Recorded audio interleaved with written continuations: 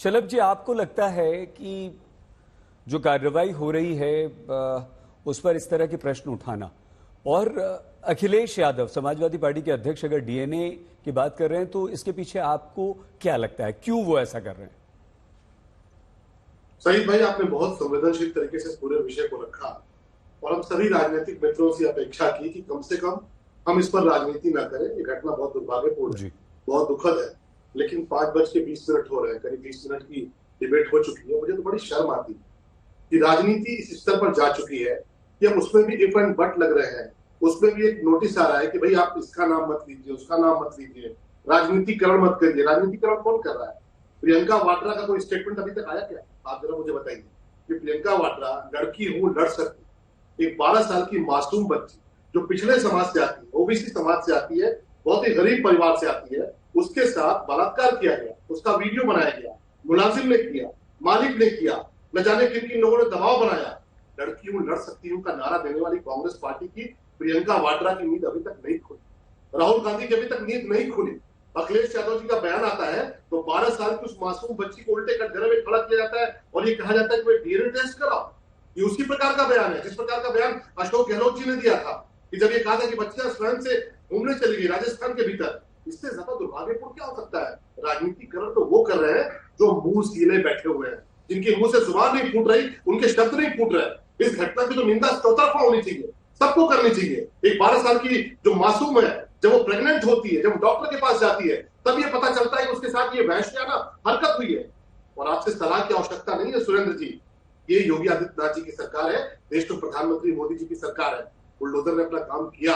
जिस बुलडोजर को लेकर आप तड़पते हैं, जब कार्रवाई होती है ऐसे दरिंदों पर, ऐसे हवालों पर जब कार्रवाई होती है तो सबसे ज्यादा तकलीफ समाजवादी पार्टी और कांग्रेस को होती है। लेकिन आज आपकी जुबान से बोल नहीं फूट रहा है। आपके प्रदेश अध्यक्ष अजय राय का कोई बयान मैंने नहीं देखा, न प्रियंका वाड्रा का देखा, न राहुल गांधी का देखा।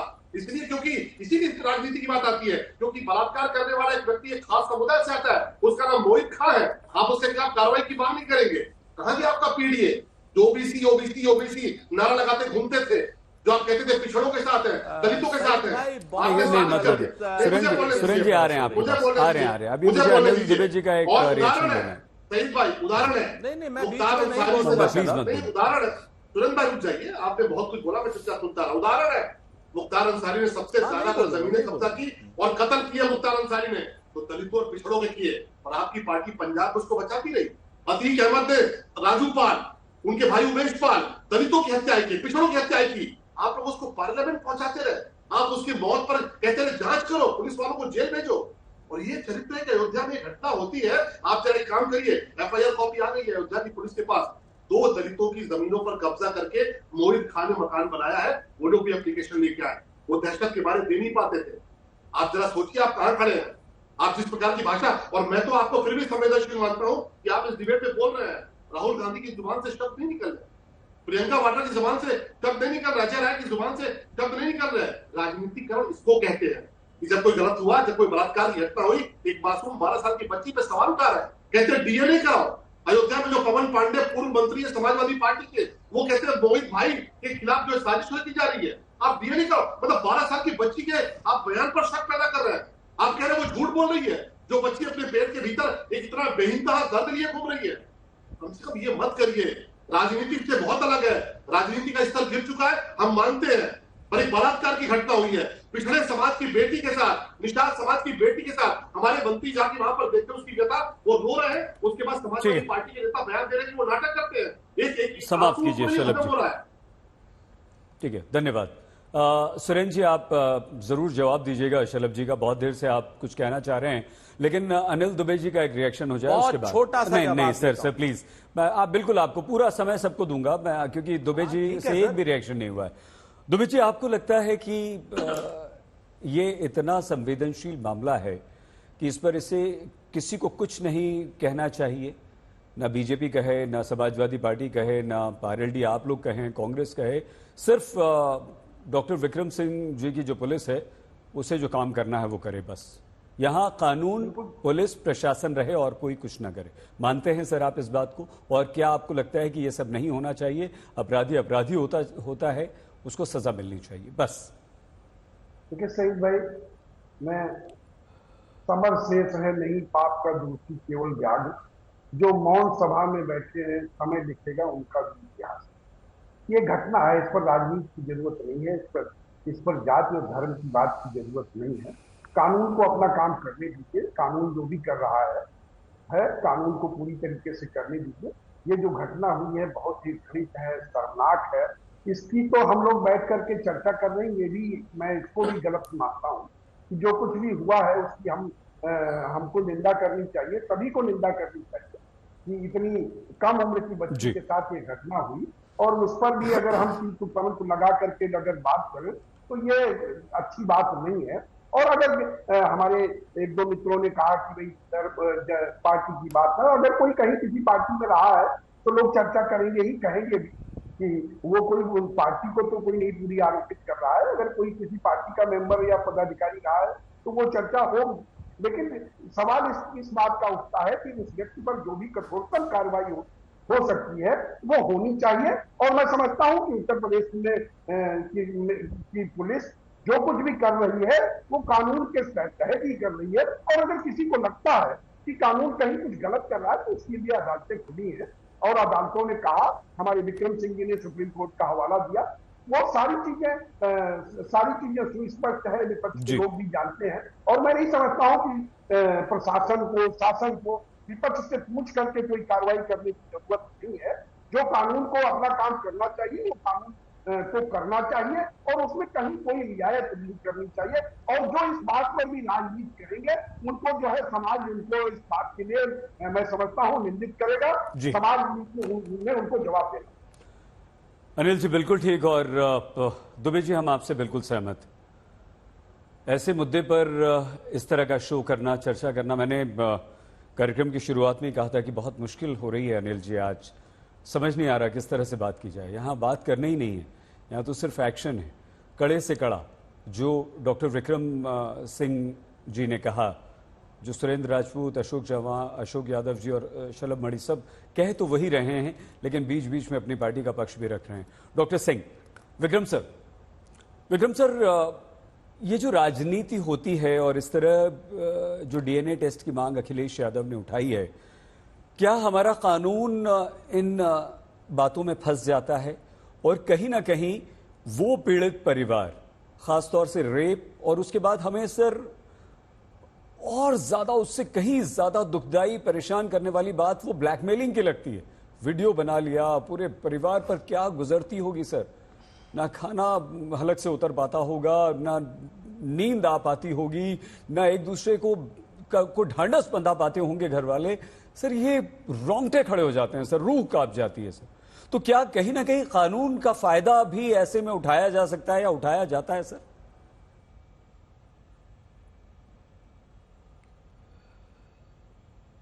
सर अनम्यूट कर लीजिए प्लीज विक्रम सर। जी सॉरी, मैं ये कहना चाहूंगा सर कि जैसे जस्टिस कृष्णा अय्यर ने कहा था कि रेप तो केवल शरीर का नहीं होता है, उसमें शरीर और आत्मा दोनों मर जाते हैं। और रेप तो एक घटना हो गई, जघन्य हुई, लेकिन उसके बाद जो तिल तिल करके पीड़िता मरती है, परिवार मरता है, और हर बयान के बाद, हर अदालती सुनवाई में एक रेप की दूसरी चरणबद्ध तरीके से एक सीरियल रेप शुरू हो जाता है पूरे परिवार का। आपने सही कहा, आपने उसकी पीड़ा का एक सारगर्भित सेंटेंस में आपने पीड़ा व्यक्त की है। और शासन प्रशासन का यही काम है। निर्भया के बाद ये व्यवस्था दी गई थी कि पीड़िता का नाम और फोटो गोपनीय रखी जाए, पीड़िता के परिवार को अवांछित किसी तरह की कोई पब्लिसिटी नहीं मिलनी चाहिए, और उनकी गोपनीयता को स्पष्ट बिल्कुल गोपनीय रखते हुए तब आगे की कार्रवाई की जाए। लेकिन पुलिस को चाहिए, जो कानून आपको हमको बताता है, हमारे किसी कानून की किताबें क्या कहीं हिंदू कि मुस्लिम, सिख, ईसाई का शब्द प्रयोग किया गया? या तो आरोपित है, या बेगुनाह है, या तो एग्रेसर है, या एग्रीव्ड है। पीडीए, ये जातिगत बातें, हिंदू मुस्लिम, ये कानून की किताब में है ही नहीं। लेकिन आज हमें बड़ा संतोष है कि आपके शो में जो बड़प्पन हमारे विद्वान पैनलिस्ट ने दिखाया है, एक स्वर से सबने भर्त्सना की है। मैं ये भी अपेक्षा करता हूं, ये कहते दोषी किसी भी बिरादरी का हो, कार्रवाई होनी चाहिए। और पुलिस के बारे में जो आपका आह्वान है, पूरी मदद चट्टान की तरह से पीड़िता के साथ, उसके परिवार के साथ खड़े हो जाएं, जो भी राहत राशि होनी है वो तो बात की बात है, क्योंकि इसकी कोई राहत राशि आपूर्ति नहीं कर सकती है जो क्षति पीड़िता की परिवार की हुई है, लेकिन वो भी एक अनिवार्यता है इलाज के लिए, रिहेबिलिटेशन के लिए, अन्य स्थान पे जाने के लिए। लेकिन मैं तो ये चाहूंगा जैसे राजस्थान में हुआ था, 1 हफ्ते में फास्ट ट्रैक कोर्ट में सजा करा करके, सजा कह रहा हूं, इन्वेस्टिगेशन भी पूरा हुआ, सजा भी हो गई। अगर राजस्थान कर सकता है तो अंसारी साहब यूपी भी कर सकता, करना चलो 1 हफ्ता न सही 30 दिन में कर दो, लेकिन मैं बहुत संतोष होगा, कुछ तो प्रायश्चित हमारा समाज का, पुलिस का होगा कि इसके ऊपर हमने कोई तो सार्थक प्रयास किया कि पीड़िता उसके परिवार के आंसू पूछे। बिल्कुल सर, प्रायश्चित आपने शब्द का इस्तेमाल किया, और अशोक जी हम यही प्रायश्चित से आपके पास आ रहे हैं। हमें अभी भी समझ में नहीं आया अशोक जी कि क्यों अखिलेश यादव ये कह रहे हैं कि डीएनए करवाया जाए। अशोक जी, आप अंदाजा लगा सकते हैं ना, एक तो वो छोटी बच्ची 12 साल की, दूसरा उसका वीडियो बनाया गया, तीसरा उसके माँ बाप को ब्लैकमेल किया गया, और क्या गुजरी होगी माता पिता पर जब उन्हें पता चला होगा 2 महीने बाद कि उनकी बच्ची प्रेग्नेंट है। उनके पैरों के तले जमीन निकल गई होगी अशोक जी।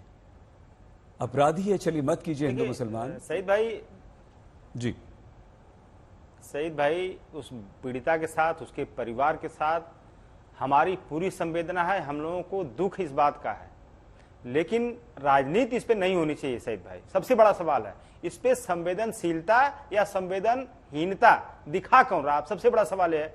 आज ये बताइए, जिस तरह का ये पॉलिटिकल वल्चर का जो कल्चर भाजपा में डेवलप हुआ है, पॉलिटिकल वल्चर का एक शब्द इनके लिए लोग कहते हैं सड़कों पे, कि ये लोग हर घटना में, जिस घटना से कलेजा कांपता है सईद भाई, उस घटना में भी ये भारतीय जनता पार्टी राजनीति खोजती है। सबसे बड़ा सवाल यही उठता है, आज आप बताइए, जो पार्टी पुलवामा के शहीदों में राजनीति कर लेती है, वो इस अयोध्या में बिटिया के साथ भी राजनीति कर रही है।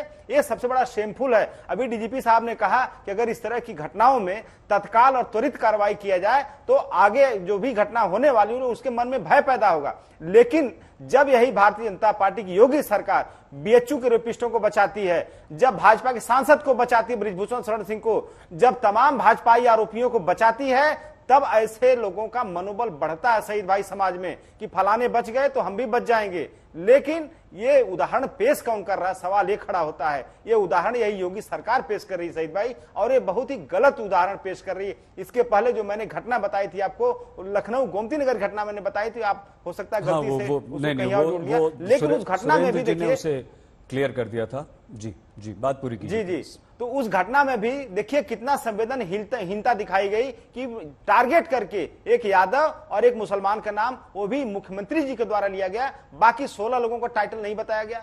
तो ये जनता में क्या मैसेज जा रहा है? जनता सिर्फ यही मैसेज पा रही है कि ये सरकार अधिकारियों की नियुक्ति में तो जातिवाद करती है, वाइस चांसलरों की नियुक्ति में जातिवाद करती है, लेकिन अपराधियों के क्लासिफिकेशन भी जातिवाद के आधार पर करती है। ये सबसे बड़ा शेमफुल है हमारे सरकार के लिए और हमारे उत्तर प्रदेश की जनता के लिए भी शर्मनाक है, क्योंकि हमारी छवि जब जाती है विदेशों में, लोग देखते हैं हिंदुस्तान के अन्य कोनों में, तो कहते हैं आपके यहाँ की शासन प्रशासन अपराधियों में भी जात खोजता है, अपराधियों में भी धर्म खोजता है। तब ये पूरा उत्तर प्रदेश की जनता शर्मसार होती है सईद भाई। तो ये सारी घटनाओं के पीछे सिर्फ और सिर्फ एक कारण है, सरकार की उदासीनता और राजनीतिकरण। घटनाओं का राजनीतिकरण अगर बंद हो जाए सईद भाई, तो इस तरह की घटनाओं की पुनरावृत्ति बार बार नहीं होगी। आप कोई तो एग्जाम्पल सेट करिए, लेकिन आप अपने लोगों को जहां तक संभव होता है वहां तक बचाने का काम करते हैं, वो भी निर्लजता पूर्वक। ये घटना इसलिए घटना बार बार होती है सईद भाई, और हमारी संवेदना, फिर मैं कह रहा हूं, उस बिटिया के साथ संवेदना है। और चूंकि राष्ट्रीय, आप डीएनए का बार बार नाम ले रहे हैं, तो चूंकि मैं बायोलॉजी का स्टूडेंट रहा हूं, तो डीऑक्सीराइबोन्यूक्लिक एसिड जो एक साइंटिफिक उसका एविडेंस होता है, और वो एविडेंस ऐसा होता है कि उसमें लेश मात्र भी कोई शक शुबहा नहीं बचती है। इसलिए हमारे माननीय राष्ट्रीय अध्यक्ष जी ने कहा कि उसका अगर जरूरत पड़े तो डीएनए भी कराया जाए और उसको सख्त से सख्त सजा भी दी जाए। उन्होंने दोनों बातें कही एक साथ, लेकिन आप लोग दोनों बातें दिखाइए। आप लोग डीएनए की बात दिखा रहे हैं, दूसरी बात आप दिखाई नहीं रहे। वो इसलिए अशोक जी, क्योंकि पूरा न सिर्फ उत्तर प्रदेश, पूरा देश जो भी इस दुर्घटना के, हम इसे दुर्घटना कहेंगे, खबर नहीं कहेंगे, इस बारे में सुन रहा है, वो द्रवित हो रहा है, वो परेशान हो रहा है। और एक निर्लज्जता, आपने शब्द का इस्तेमाल किया, निवेदन है मत कीजिए इतना। हम लोग एक ऐसे मुद्दे पर बात कर रहे हैं जहां सिर्फ एक दूसरे के साथ खड़े रहें तो ज्यादा बेहतर है। समाजवादी पार्टी, आप ये कह सकते थे ना कि हमारा नेता है तो क्या हुआ, अपराधी है, अगर बच्ची ने नाम लिया है बस वो काफी है। कानून भी ये कहता है कि पीड़िता, रेप विक्टिम अगर कह दे, नाम ले दे तो वो काफी होता है।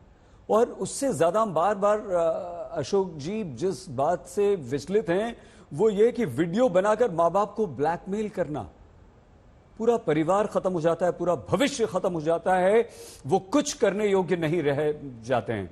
और हमारे देश की